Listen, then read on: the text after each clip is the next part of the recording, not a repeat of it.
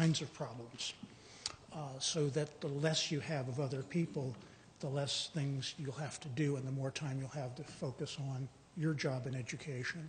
I don't think your athletic director should become an accountant as to what's happening at the local charter school and who's getting an A, and whether an A really counts or it's a mushroom grade. And I assure you, you can give grades of A's to mushrooms. And I'm aware of one school that puts people in special ed to keep them on the football team, not in Easton. But these are the kinds of things that happen if you invite others in and you lose control. And I think you want to maintain control because you've got enough problems to run your ship. But more importantly, I want to get to the electronic devices. I suggested a long time ago you could settle your budget very quickly if you charge $25 per offense with a $5 tip fee. I say that in jest, but in some seriousness too.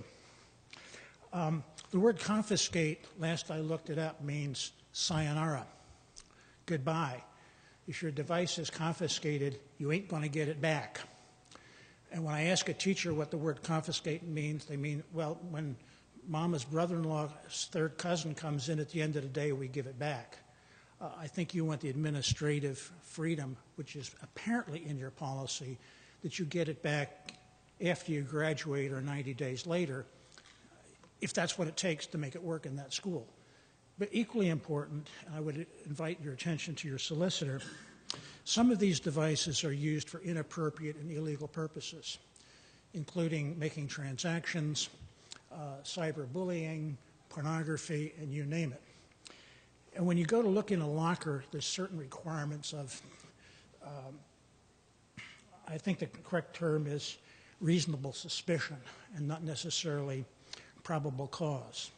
But before you get into trouble, and not after you get into trouble, I would ask you to invite your solicitors to very carefully help you put in a single phrase there that says, if the device is confiscated, we can look at it and go through it and do whatever we need with the appropriate members of your security staff. And you're shaking your head. And therein lies the problem.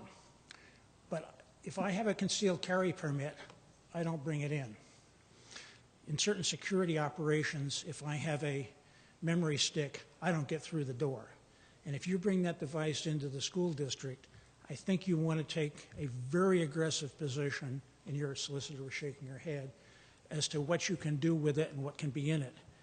And if somebody's using it in the bathroom for inappropriate purposes, I think you want to be able to stop it without getting into trouble after the fact because you opened it up and you've got the fruits of the poison tree argument and all that stuff. So you want to use your attorneys proactively. If you don't want to follow the rules, don't bring it.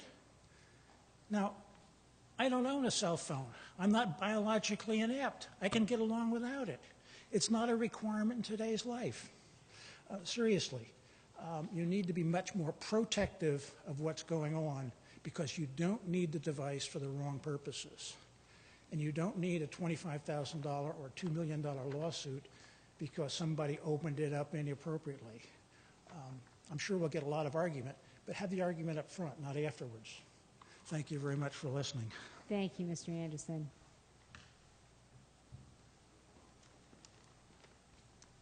Hi, my name is Steve Slater. I live here in Forks. I've been communicating with Mr. Pokrivsak over a few weeks, and more recently with Dr. McGinley about the question of extracurricular activities, in particular about athletics. I've heard the discussion this evening discussing mostly the academic criteria for a student who lives in the district but who goes to school elsewhere to participate in sports. But I'm not quite sure what your policy is. So my son wants to play football at Eastern Area School, at the high school.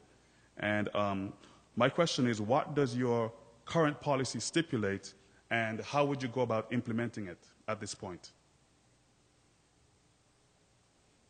Your son is a student at the high school? No, he goes to a charter school in Bethlehem. Okay. But we live in the district, the Eastern Area School District. Currently, the policy states that charter school students are able to play on our teams, and this is what we're reviewing with the policy at this point. So unless is Mr. Prokufzak here, unless he wants to correct me. Currently, charter school students are allowed to play with the football team or whatever athletic program they want. With our solicitors, I think legally they do, but we don't have those little details. As Mr. Faino mentioned, we got to clear up on busing. Do we build a charter school? But we're talking about currently. He was We at, don't physically have one in our policy.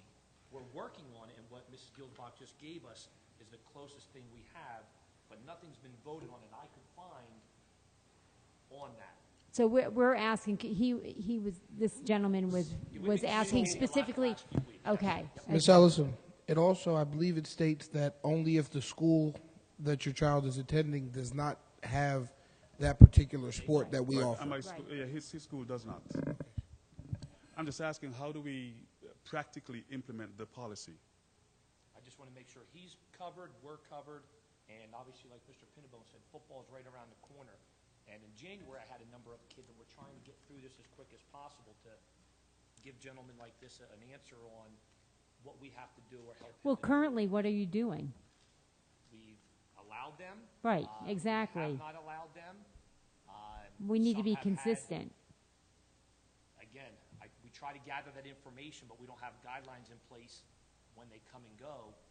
So my thought is that since we're moving this off for further discussion in September, the policy that we're working under right now is currently that you're allowing members of the community that go to charter or cyber schools to participate in the programs. So that would be your answer, because that will be in existence next fall. But like Mr. Prokufzak is saying, there are certain details that that are not really clear. That's why I'm asking, how would it be implemented practically? That's what I'm asking, really. And I guess since the policy is written such as it is right now, Mr. Prokufzak is the one that's handling all of the semantics around getting a student fully involved in that program, whether it be to get transportation. I mean, that would be my assumption at this point. Ms. Ellison, I Yeah. believe, correct me if I'm wrong, Mr. Prokufzak, right now your child can play sports at Easton. I think what we're looking at is transportation. The transportation piece, is there going to be a fee charged back to the charter school, things of that nature that we're going to start working on. But I believe right now your child can play sports at our school if they're academically eligible. Well, that was what I said. Right. But it's up to the athletic department and Mr. Prokufzak being the athletic director to work out the dynamics Right, on the currently other stuff. of how that plays out, because the policy is the way it's written now, and we're not Right. going to visit this policy until September. This policy is not in our books, correct? The actual policy is, but the language regarding what we're talking about right now Right. is not. Right. It's not part of that policy at this point, but we were looking at and discussing putting those new additions I have into no it. problem working with him. We've communicated a number of times back and forth, and I believe even he communicated with Mrs. McGinley that we will do that, and I'll work together with him on physicals and sign up and paperwork. If you're okay with that, I have no problem working with them to do that.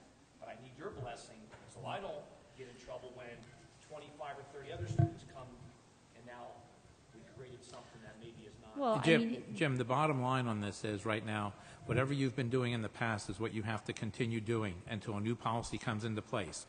To expedite that process is actually to write those details that we could have debated this evening, okay, in full detail.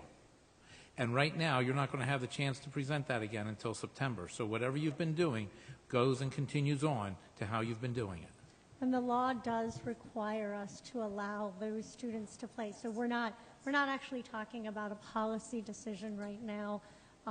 We're talking about a legal right. Thank you. thank you.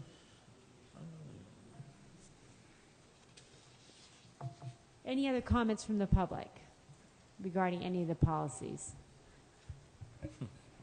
If that's it, then I have no further comments. I'll just review that. Let's see. Policy 122, extracurricular, is going to go back for discussion in September. Policy 209.2 is going to move forward. 210 will move forward to the full board. 237 will move forward to the full board with the hard work of Mr. Drago and his team.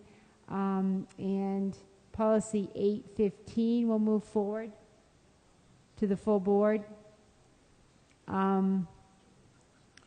Policy 913, we need further discussion, so that will move on to our policy in September. And let's see, policy 412 requires further discussion. That will also go on to the next agenda in September, and Dr. McGinley will continue to work on that with the language. And then 707.1 will move on to Finance Committee in September. Any additions?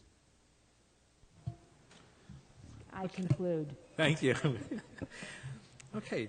Well, this makes up, though, for, how much time the Finance Committee and Buildings and Grounds took in some other meetings. Buildings and Grounds, Mr. Pinnabone? Yes. Mr. President, I just have a quick update, a couple-second update regarding the 811 building, Cottingham building. And for that, I'm going to turn it over to our solicitor, Mr. Freund. Okay, thank you, Mr. Pettibone. At this point, what we've done is I've contacted the mayor's office and spoke at some length with them and the people that he referred me to in the administration.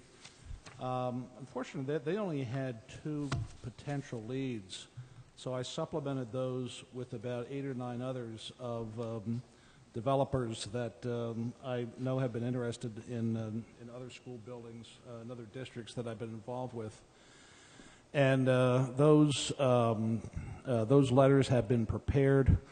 My secretary got ill, hasn't been in for a week, so I think they're out. I know that they're ready to go out, sign the letters, and that's where we are. So as soon as we start getting some responses in to see what interest there is, we'll have a more detailed report.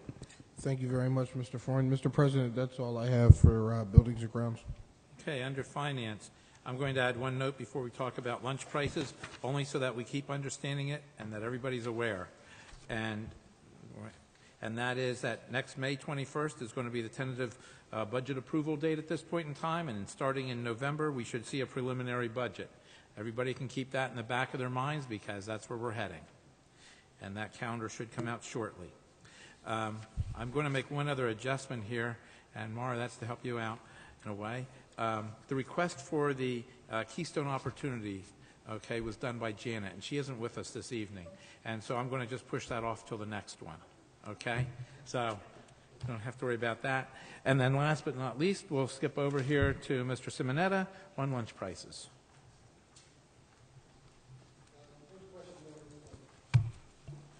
What was that about the budget? May 21st. Okay. All right. Just checking on that.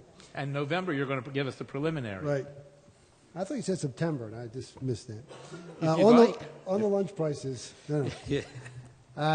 We talked about this last meeting. The USDA has provided us with regulations, or everyone with regulations, in adjusting paid lunch prices.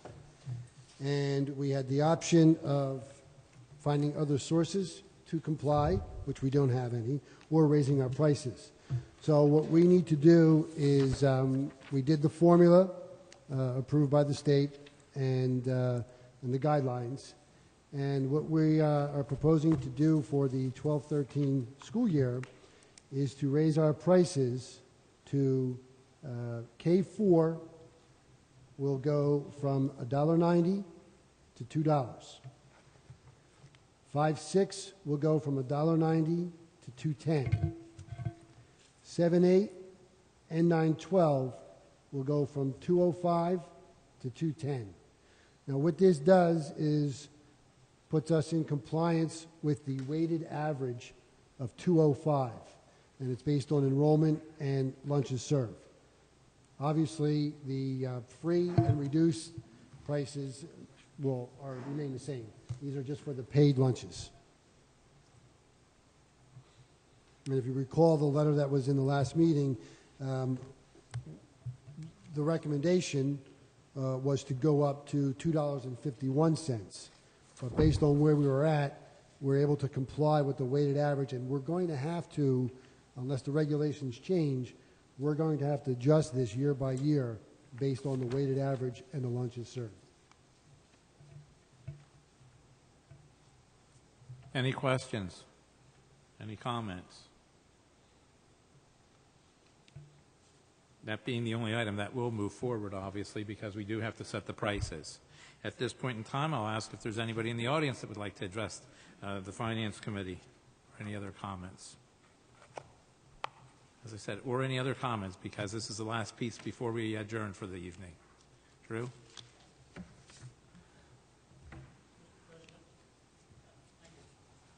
I'd like to suggest that there is continued room for lightening the cost ship from the top, and that the board continue to take an aggressive, open mind on that.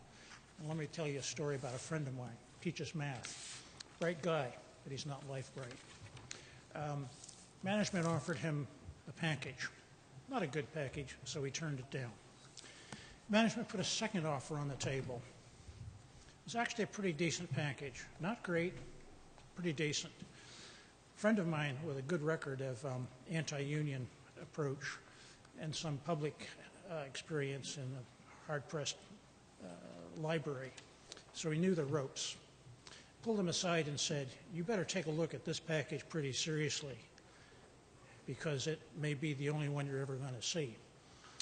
And my friend was hard-headed and said, "They'll put a third one on the package. They'll put a fourth one on. I'm a great math teacher. They really need me." Well, let me tell you where my friend is.